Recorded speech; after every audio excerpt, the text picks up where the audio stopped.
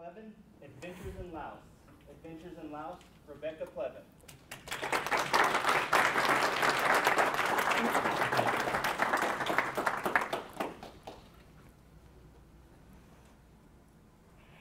It was a dark night in the jungle of Laos, and my sister Julie and I laid on thin rice pallets on the floor of a dark hut. It wasn't late, maybe 8 p.m., but when you're in the mountains in a rural village with no electricity, nighttime comes early, hours before you are actually ready to sleep. Let's play categories, I said to Julie. The category is things to bring on a trek through Laos. Okay. Hiking boots, she said.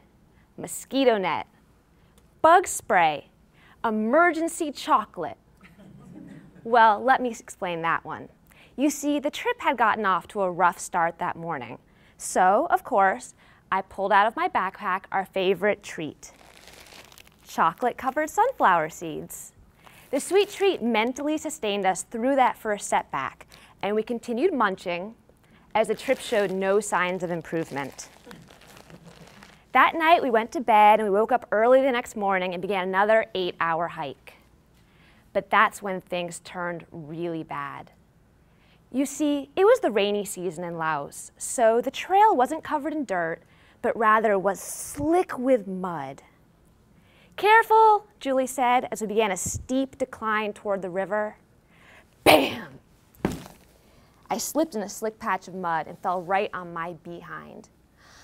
I stood up, wiped the mud off my hands, and soldiered on. But a minute later, I was back on my tush. Bam! I slipped a third time, kabloop, and my ankle twisted under me. Lightning bolts of pain shot through my body. It was clear I wouldn't be taking one more step that day. So I was lying in the mud in tears, so my little sister took charge. She took the chocolate-covered sunflower seeds out of my bag and instructed me to eat a handful. I ate. Then she sat down in the mud next to me, and she too shoved a handful of seeds into her mouth.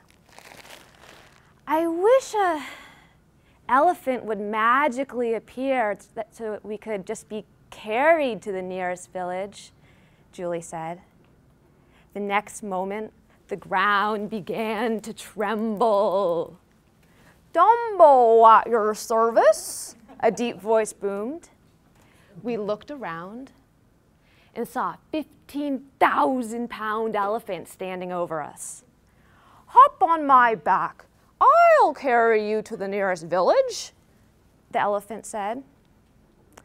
Julie and I were shocked that she had managed to conjure up a talking elephant.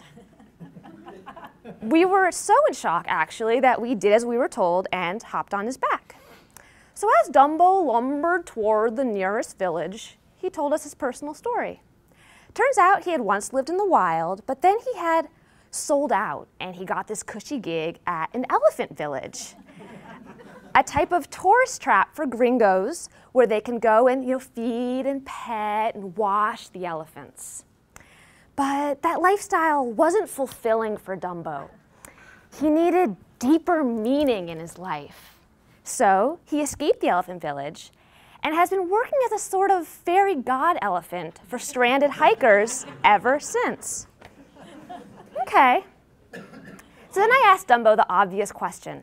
How did you find us? How did you know we needed help at that exact moment?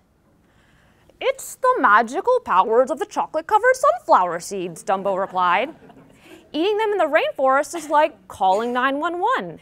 When a tourist starts chowing down, I and my fellow fairy god elephants know there is a crisis. Okay. So a couple hours later, we arrived in the village. Dumbo said goodbye, wished us peace, and lumbered back into the hills. And that night, after a meal of sticky rice and bamboo soup, Julie and I again laid on a thin rice pallet on the floor of a hut. Categories? I said to her. The category is things that happen on a trip through Laos that people will never, ever believe.